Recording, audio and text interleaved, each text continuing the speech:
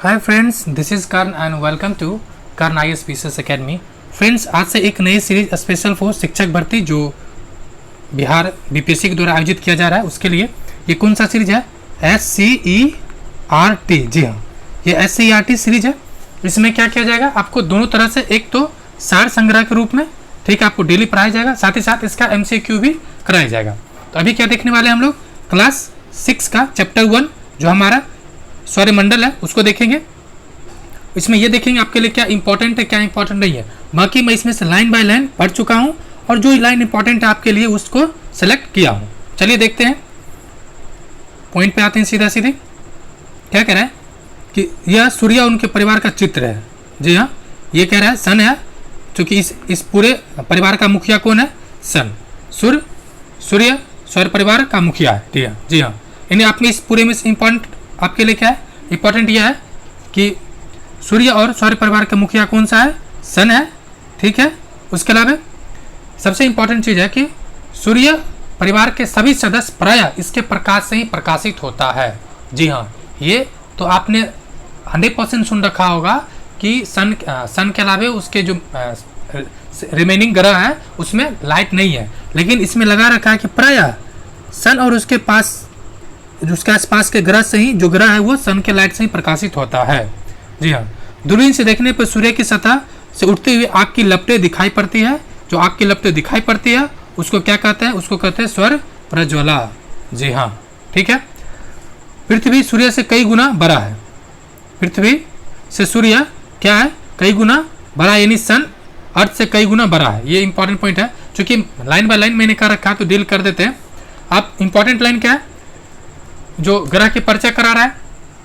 ठीक है, कह रहा है कि सूर्य से थोड़ी ही दूरी पर एक गोला उभरा हुआ जिससे सूर्य से छोटा था। ठीक है, एक छोटा सा ग्रह है, किस ग्रह के बारे में कह रहा है?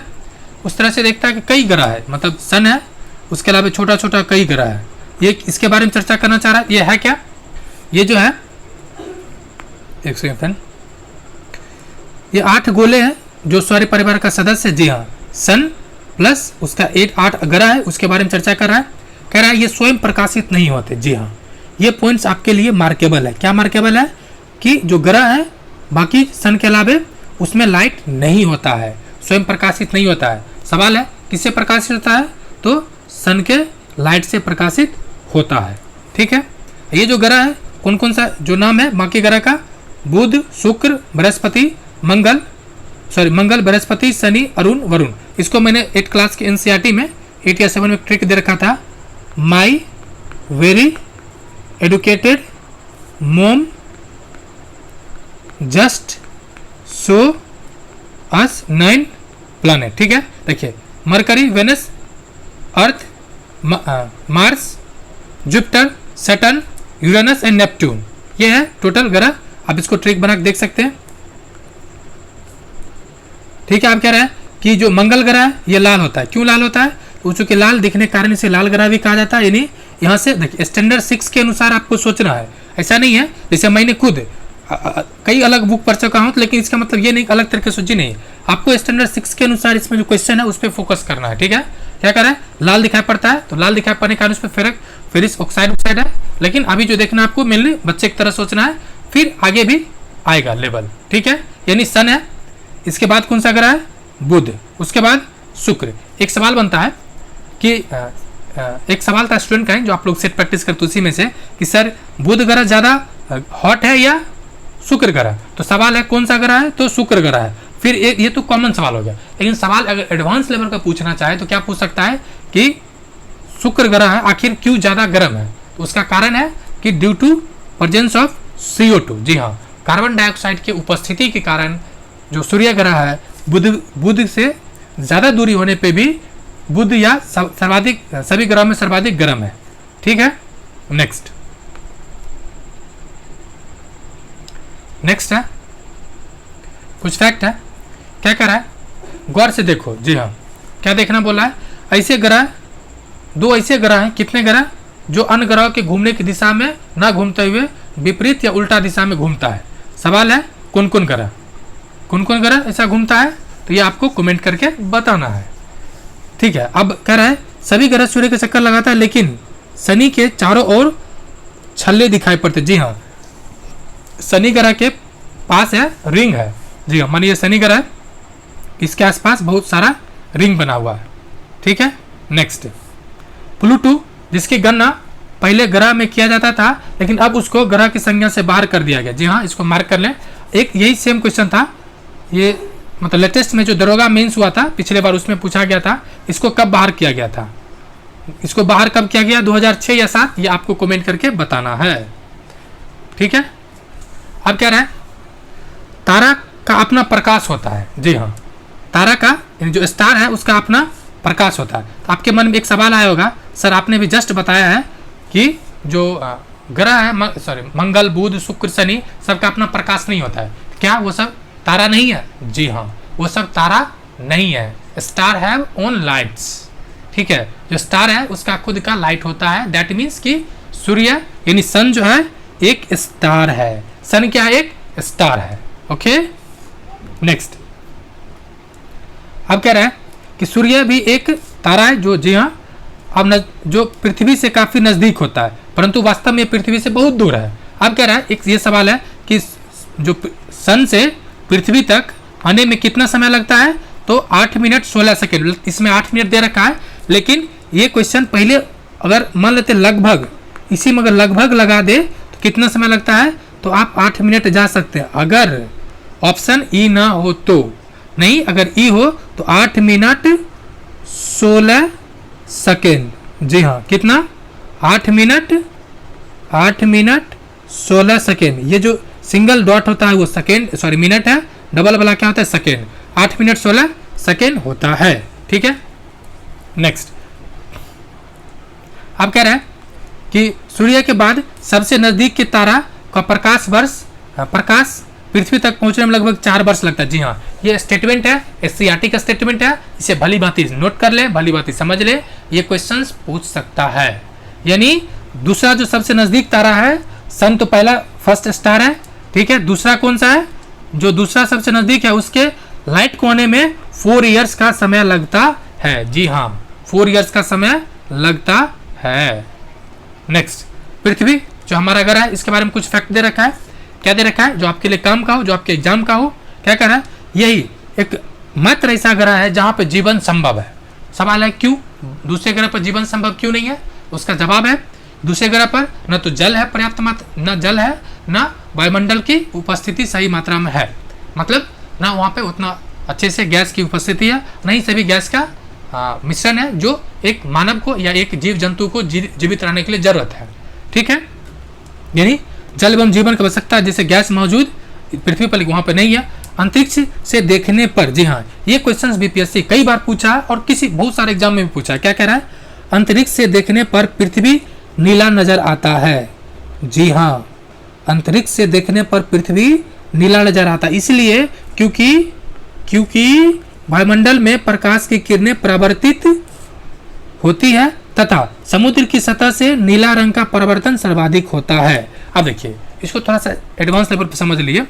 एक्चुअली होता क्या है ना कि जो रे है, लाइट जो चलता है अलग अलग, उसमें से ये जो नीला रंग है, ठीक है, नीला रंग, इसका जो प्रकीर्णन ज़्यादा हो जाता है। जी हाँ, प्रकीर्णन क्या होता है? ज़्यादा हो जाता है, इसलिए ये ज़्यादा स्कैटर कर जाता है, ज़्यादा फैल जाता है और ये नीला दिखाई पड़ता है। वही जो रेड लाइट है, यानी जो रेड लाइट है वो क्या है? इसका प्रकीर्णन कम होता है, इसी वजह से इसका यूज किया जाता है रेड सिग्नल्स में। ये तो इंपॉर्टेंट हो गया। अब बाकी जो लाइन दे रखा है उसको देखते हैं। क्या कह रहा है? समुद्र की सतह से नीले रंग का परावर्तन सर्वाधिक होता है, चूंकि 71% जो भूभाग जल से घिरा हुआ है और मात्र 9% स्थल है। ठीक है, इसलिए जलीय भाग के अधिक रहने के कारण प्रकाश का प्रकीर्णन अधिक होता है। एक ये भी कारण है, दूसरा प्रकीर्णन भी कारण है। नेक्स्ट क्या कह रहा है? सौर की सैर करें, टॉपिक है। अब देखिए क्या कह रहा है? कुछ ग्रह के इर्द गिर्द कुछ गोले पिंड घूमते नजर आते हैं। पृथ्वी के चारों ओर भी एक पिंड घूम रहे हैं, उसको क्या कहते हैं? यानी उसको कहते हैं चांद। मतलब क्या कहना चाह रहा है? उपग्रह। तो पृथ्वी के कितना उपग्रह है? तो एक मात्र उपग्रह है, किसका नाम क्या है? चांद। क्या नाम है? चांद। और 1-2 क्या है फ्रेंड्स? पहला यानी बुध और शुक्र। बुध और शुक्र के यानी पास कितना उपग्रह है, उपग्रह की संख्या है 0 बटा सन्नाटा, यानी कोई उपग्रह नहीं है। ठीक है। चंद्रमा पृथ्वी के बहुत नजदीक होने के कारण इतना बड़ा दिखाई पड़ता है। जी हाँ, चंद्रमा नजदीक होने के कारण दिखाई पड़ता है। ये स्टेटमेंट बनाया जा सकता है कि चंद्रमा क्यों बड़ा दिखाई पड़ता है, due to closest to Earth. ठीक है, अर्थ के पृथ्वी के नजदीक होने के कारण। अब कुछ और फैक्ट्स है, क्या कर रहा है, फैक्ट यह है कि चंद्रमा का पृथ्वी प्रकाश जो पहुंचने में, ये आपको एकदम मार्क कर लेना है मोस्ट वीवीआई के अंतर्गत। क्या करना है, मार्क। क्या कह रहा है कि चंद्रमा का प्रकाश पृथ्वी पर लगभग 1.25 सेकेंड में पहुंचता है। जी हाँ, ये मैं जितना भी स्टेट पीसीएस है, यूपीएससी स्टेट पीसीएस में किसी भी एग्जाम में अभी तक ये सवाल नहीं पूछा गया है, इसलिए इसकी संभावना है ये सवाल पूछा जा सकता है। क्या पूछा जा सकता है कि चंद्रमा का प्रकाश पृथ्वी पर लगभग कितने सेकेंड में पहुंचता है, तो 1.25 सेकेंड में, यानी 1.25 सेकेंड में। जी हाँ, 1.25 सेकेंड में। ठीक है। दूसरा, चंद्रमा पृथ्वी की एक परिक्रमा 27 दिन, कितना दिन, 27 दिन 8 घंटे में पूरा कर लेता है। ठीक है, और उतना ही में वो अपने अक्ष पर भी पूरा कर लेता है। जी हाँ, अपने अक्ष पर भी पूरा कर लेता है। यही वजह है कि जब हम चंद्रमा को देखते हैं तो वो चंद्रमा सदैव एक ही चेहरा, चंद्रमा का सदैव एक ही दिशा हम लोग को दिखता है। ठीक है, क्योंकि वो जितना देर में अक्ष पर घूमता है उतनी देर में वो पृथ्वी को भी चक्कर लगा लेता है। ठीक है।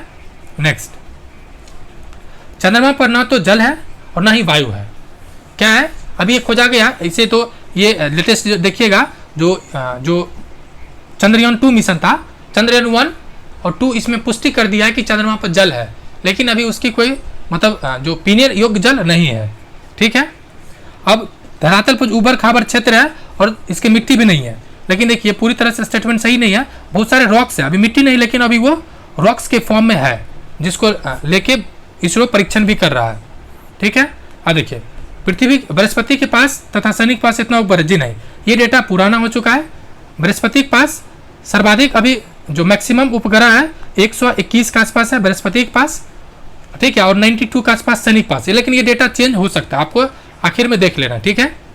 नेक्स्ट, ये कह रहा है चंद्रमा शनि ग्रह का टाइटन का नाम क्या है, उपग्रह का, ग्रह का टाइटन सबसे बड़ा उपग्रह है। हालांकि सबसे बड़ा उपग्रह है वो बृहस्पति का गैनमेडा जो सबसे सर्वाधिक बड़ा उपग्रह है किसका, बृहस्पति का, लेकिन शनि का सर्वाधिक बड़ा कौन है, टाइटन। कौन है, टाइटन। और उपग्रह में भी अपना प्रकाश नहीं होता है, क्योंकि जब ग्रह में ही प्रकाश नहीं होता है, जिससे सिंपल सी बात है, मतलब एक उदाहरण के तौर पे समझ सकते हैं, जैसे कि आपको कह दिया कि उसके दादाजी का कोई बेटा नहीं था, तो उसके पुत्र होगा ही नहीं, तो उसके पोता कैसे हो जाएगा, अपना पोता, मतलब सिंपल सी बात। नेक्स्ट, अब कह रहा है कि जो कुछ ग्रह है सौर परिवार में तारा, ग्रह, उपग्रह के अतिरिक्त भी कुछ छोटे छोटे पिंड है जो सूर्य का चक्कर लगा रहा है। यानी ग्रह उपग्रह था ही, लेकिन कुछ छोटे छोटे पिंड भी है जो चक्कर लगा रहा है, उसको क्या कहते हैं, क्षुद्र ग्रह। क्या कहते हैं, क्षुद्र ग्रह। मंगल एवं बृहस्पति, आप देखिए ये तो ठीक है। अब एक सवाल यहाँ पर आपके दिमाग में आता होगा, पूछा भी जाता है और आप कंफ्यूज भी कर जाते हैं, क्या, जैसे कि मंगल, सबसे पहले तो बुध, नहीं छोड़िए लिख देते हैं, क्षुद्र ग्रह यहाँ पर, ये सवाल है कहाँ पर, तो ये मंगल और बृहस्पति के बीच में, मंगल और बृहस्पति के बीच में। आपको याद कैसे रखना है, क्षुद्र ग्रह बम की तरह है। किसके तरह है, बम की तरह, बृहस्पति और मंगल के बीच में। एक तो ये ट्रिक बना सकते हैं, दूसरा ये बीचों बीच में, मतलब नहीं समझे, मतलब ये हुआ टोटल ग्रह कितना, 8, तो बीचों बीच में कितना हो जाएगा, यानी 4 इधर और 4 इधर, बीच में जो, यानी 1 2 3 4, फिर 5 6 7 8, ये 4 इधर हुआ, 4 इधर, इस बीच में जो कौन सा है, क्षुद्र ग्रह है, यानी चरचर इधर चरचर उधर, बीच में आ जाएगा क्षुद्र ग्रह। यानी आपको कंफ्यूज नहीं होना है। एक बीच में जो आपने देखा भी, खगोलविदों का मानना है कि ग्रह के टूटे हुए भाग को ही भाग है, मतलब ग्रह का ही पार्ट है, जो जब ग्रह टूट रहा था उसका ही। अब कह रहा है सबसे बड़ा क्षुद्र ग्रह कौन सा है, साइरस। कौन सा है, बोलिए, साइरस। ठीक है जी हाँ। अब देखिए कुछ एक चार्ट दे रखा है, इसमें कुछ सवाल है, मतलब कुछ पॉइंट्स है, जैसे संख्या देखिए, ग्रह एक कौन है, बुध, इसको अपने अक्ष पर घूमने में कितना समय लगता है, 58.6। दूसरा परिक्रमा करने में, परिभ्रमण करने में 87.97 दिन। और ग्रह उपग्रह कितना है तो मैंने जस्ट बताया, पहला 2 के पास उपग्रह नहीं है, मतलब 0/0। दूसरा शुक्र है, इसको कितना दिन लगता है अपने अक्ष पर 243 दिन। और सूर्य का परिभ्रमण करने में 224.7 दिन। उपग्रह की संख्या 0/सन्नाटा। तीसरा पृथ्वी है, इसको कितना लगता है 23.9 घंटा 1 दिन लगभग। और सूर्य के चक्कर लगाने में यहाँ पर 0.6 होगा, 365.3 दिन। और चंद्रमा 1 दिन में इसका चक्कर लगा लेता है। ठीक है। मंगल की बात करें तो इसको लगता है 24.6, यानी पृथ्वी से थोड़ा ज़्यादा लगता है। और इसको अपने जो परिभ्रमण करने में, सन का परिभ्रमण करने में, चक्कर लगाने में जो पृथ्वी है उससे डबल से थोड़ा कम, यानी 687 दिन। और इसका कितना उपग्रह है 2, डिमोस एंड फेबोस। बृहस्पति, इसका कितना दिन लगता है अपने अक्ष पर सर्वाधिक, सबसे कम। यह सवाल पूछा जाता है कि सबसे कम किसका लगता है अपने अक्ष पर करने में परिक्रमण, तो बृहस्पति को। कितना 9.9 घंटा। वही सन का परिक्रमा करने में 11.86 ईयर्स। और उपग्रह इसका संख्या बदल गया, इसको नहीं देखना है। शनि, इसको लगता है 10.3 घंटा। और सन चक्कर लगाने में 29.46 वर्ष। उपग्रह की संख्या इस 100 से पार चल चुका है, इसको भी नहीं देखना।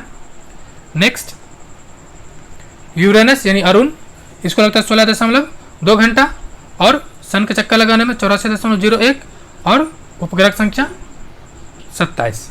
नेपट्टून 18.5 घंटा 164.80 वर्ष और 13, यानी सर्वाधिक समय किसको लगता है तो नेपट्टून को, यानी वरुण को 164 वर्ष। और सबसे कम किसको, सबसे कम बुध को। लेकिन अगर अपने अक्ष पर बात की जाए तो सबसे कम किसको लगता है, सबसे कम लगता है बृहस्पति को। नेक्स्ट कह रहा है ये तारे नहीं, बल्कि ये मतलब कभी कभी जो टूट कर, जिसको आप लोग मन्नत मांगते हैं, कहते नहीं कि टूटते हुए तारे को मांगने से मतलब मिन्नतें पूरा हो जाता है, इच्छाएं पूरी होती है, बल्कि ये पूरी तरह से फैक्ट गलत है। क्यों गलत है? पहली बात तो ये तारा है ही नहीं, बल्कि ये पत्थर के छोटे छोटे टुकड़े हैं। जी हाँ, अगर ये स्टेटमेंट बना दिया जाए कि उसी तरह से गलती होगा जिस तरह से केवीसी में पूछा गया था कि किसमें नैनो चिप लगा होता है, तो एक महिला ने बता दी 2000 के नोट में, तो ये उसी तरह से गलत होता है अगर स्टेटमेंट बना दिया जाए तो। सूर्य चारों ओर चक्कर लगाने वाले पिंडों से टूटकर गिरते हैं ग्रह, उसी को कहते हैं उल्का पिंड। एक्चुअली ये क्या गिरता है? उल्का पिंड। ठीक है। अब क्या होता है, अगर वो उल्का पिंड पूरी तरह से जल गया तब तो वो जल जाता है, तब तो ठीक है, वही जलता हुआ ही दिखता है, तो घर्षण कारण, और वो जलता हुआ दिखता है। अगर जल के पृथ्वी पर आ गया तब तो वो क्या कर देगा, बहुत बड़ा गड्ढा कर देगा। और ये आपको दिखेगा कहाँ पे, बहुत सारे, जैसे कि महाराष्ट्र का जो क्रेटर झील जो बनता है, क्रेटर जो लेक बनता है वो इसी बनता है, तो गड्ढे की वजह से। नेक्स्ट, अब ध्रुव तारा क्या है? ये क्वेश्चन यूपीएससी भी पूछ चुका है। ठीक है, ये एक स्थिर तारा। जी हाँ, ध्रुव तारा क्या है? एक स्टेबल तारा है, रुका हुआ रहता है, उत्तरी गोलार्ध में पृथ्वी के उत्तरी अक्ष पर स्थित रहता है। जी हाँ, ये कहाँ रहता है? उत्तरी गोलार्ध में, पृथ्वी के उत्तरी गोलार्ध में। तो ये ध्यान रखना है, उत्तरी गोलार्ध में, इसलिए इसको दिशा सूचक भी कहते हैं। विषुवत रेखा पर किसी भी स्थान पर देखने पर उत्तर ध्रुव तारा क्षितिज पर दिखाई पड़ता है। जी हाँ, क्षितिज पर दिखाई पड़ता है। जो हम ध्रुव तारा की ओर बढ़ते हैं, मान ये ध्रुव तारा है, इसके इधर बढ़िएगा, क्षितिज से ऊंचाई बढ़ने लगती है। ठीक है, क्षितिज से ध्रुव तारा की ऊंचाई जितनी डिग्री होती है उस स्थान को अक्षांश भी उतने ही डिग्री का होगा, यानी जितना ऊपर होगा अक्षांश भी उतना ही ऊपर। एक तरह से ध्रुव तारा को देख के अक्षांश का पता लगाया जा सकता है। और जो क्वेश्चन पूछा जाता है कि इसका दिशा कैसा होता है ध्रुव तारा का, इसका जो दिशा होता है वो उत्तर दिशा की ओर होता है। यही वजह है कि प्राचीन काल में जो नाविक था इसके दिशा देख के पता लगा लेता था। अब ऐसा ये जो पैराग्राफ है पूरे यकीन के साथ मैं कह सकता हूँ आप लोगों में से जो शिक्षक नहीं होंगे बाकी सबको कुछ न कुछ नया जानने को मिलेगा। अब क्या है, तारों के कई समूह हैं। ठीक है, पृथ्वी सूर्य की ओर परिक्रमा करती है तो भिन्न तारों समूह के बीच नजर आती है। जी हाँ, यानी ऐसे ही समूह 12 है, यानी समूह संख्या कितना है 12। किसका समूह? जब पृथ्वी सूर्य की परिक्रमा कर रहा है, ठीक है, तो ऐसे समूह कितना है 12 है। और इन्हीं राशि कहते हैं, जी हाँ, यानी इसी को क्या कहते हैं राशि। इन राशियों में जो तारे के किसी न किसी आकृति के नजर आता है, इन्हीं आकृतियों के कारण इसका नामकरण हुआ है। यानी राशि का जो नामकरण है, ये मुझे लगता है आप लोग में से अगर कोई पहले जानते होंगे या नहीं भी जानते होंगे, लेकिन जो नहीं जानते हैं, जो पहली बार जान रहे हैं, वो जरूर कमेंट करें कि हाँ सर ये पहली बार जाने हैं कि जो राशि है उसका जो नामकरण हुआ है वो जो तारा है उसकी आकृति के आधार पर। ठीक है, अब देखिए क्या क्या नाम है राशि का। मेघ, वृष, मिथुन, कर्क, सिंह, कन्या, तुला, इस तरह से टोटल वृषक, वृश्चिक, धनु, मकर, कुंभ, मीन। ठीक है, ये हुआ। अब देखिए दूसरा कह रहा है चूंकि वो सन का चक्कर लगा रहा था उसका नामकरण का आधार हुआ था। अब कह रहा है पृथ्वी के चारों ओर विभिन्न तारों का समूह जो पृथ्वी को चक्कर लगाता है। ठीक है, उनकी संख्या कितना है 27। सन वाला कितना था? सन वाला 12 और पृथ्वी वाला 27। ठीक है, चांद को पृथ्वी की परिक्रमा करने के दौरान किसी न किसी तारों के समूह के सामने से गुजरना पड़ता है। जी हाँ, चूंकि ये 27 से कहीं न कहीं गुजरना ही पड़ेगा और इन्हीं तारों के समूह को नक्षत्र कहते हैं। इनके नक्षत्र की संख्या कौन कौन है देख लीजिए। अश्विनी, भरणी, कौन कौन है? अश्विनी, भरणी, कृतिका, रोहिणी, मृगशिरा, आद्रा, पूर्णवासु, पुष्प, अश्वलेषा, अश्लेषा, मघा, पूर्वी फाल्गुनी, उत्तरी फाल्गुनी, हथिया। जी हाँ, ये आप लोगों ने सभी को सुना होगा कि हथिया में बारिश बहुत होता है, लेकिन ये है क्या? तो ये पृथ्वी के चक्कर लगाता है और इसकी संख्या 27, उसी में से एक ये भी है। ठीक है, तारों के समूह है, ये भी तारा ही है। अब दूसरा चित्रा, स्वाति, विशाखा, अनुराधा, ज्येष्ठ, मूल, पूर्वा, आषाढ़। आषाढ़ भी क्या है? तारा है। उत्तर आषाढ़, श्रवण जो माँ आता है, घनिष्ठा, सतभिषा, पूर्वी भद्रा, जी हाँ भद्रा जो आता है, उत्तर भद्रा, रेवती। फ्रेंड्स अगर इसमें ऑप्शन दे देना तो मैक्सिमम गलती कर देगा। नेक्स्ट क्या है? प्रत्येक नक्षत्र को पूरा करने में कितने दिन का समय लगता है? 14 दिनों का। कितना दिनों का? 14 दिन। इसलिए नक्षत्र की अवधि कितने दिन की होती है? 14 दिन की। कितने दिन की? 14 दिन की। अब ये ज्योतिष विद्वान के अनुसार इसको जरूरत नहीं है आपको पढ़ने का। ये आखिर पॉइंट है आज के टॉपिक का, आकाशगंगा या तारों की नदी। जी हाँ, अगर ये स्टेटमेंट दे देना यकीन मानिए आप में से मैक्सिमम गलत कर दीजिएगा। क्या कह रहा है कि आकाश, ठीक है, कहीं कहीं आकाश में या ब्रह्मांड स्टेटमेंट दे दे कि ब्रह्मांड में कहीं कहीं रास्ते की तरह दूर तक असंख्य तारों की फैली चौड़ी सफेद चादर पट्टी होती है। जी हाँ, चौड़ी सफेद चमकदार पट्टी होती है। इसकी कल्पना आकाशगंगा से की गई है, बहती नदी की तरह दिखाई गई, इसे आकाशगंगा कहते हैं। अगर ये स्टेटमेंट दे दे तो यकीन मानिए गलती होने की संभावना ज्यादा है। आप सप्तर्षि कहते हैं तारों का समूह है जो बचपन में मैंने भी आपने भी आकाश में खोजा ही होगा। तुम देखोगे कि उत्तर दिशा में, जी हाँ उत्तर दिशा में, कौन सा? उत्तर दिशा में 7 तारों की एक समूह नजर आता है जिसे सप्तर्षि नाम दिया गया है। भारतीय विद्वानों ने इसका नामकरण भी किया है, किसके नाम पे? ऋषि के नाम पे, जो इस प्रकार है: ऋतु, पुला, पुलस्ता, अत्रि, वष्टि, अंगिरा, मरीचि। यह जो यूनानी है उसने क्या नाम रखा? Alpha, beta, gamma, delta, epsilon, एटा, जेटा इत्यादि। मतलब जेटा 7 हो गया। ऋतु और पुला को मिलाने वाली रेखा उत्तर की दिशा सूचक है। नेक्स्ट फ्रेंड्स, ये क्वेश्चन है तो क्वेश्चन फॉर्मेट में अलग आएगा। तो वीडियो देखने के लिए शुक्रिया। अगर आप चाहते हैं इसी तरह का सीरीज कंटिन्यू मिले प्लीज कमेंट कीजिए ताकि मुझे पता चले कि आप लोग की इसकी जरूरत है। वीडियो देखने के लिए शुक्रिया। वीडियो को लाइक करें, चैनल को सब्सक्राइब करें एंड जय हिंद फ्रेंड्स।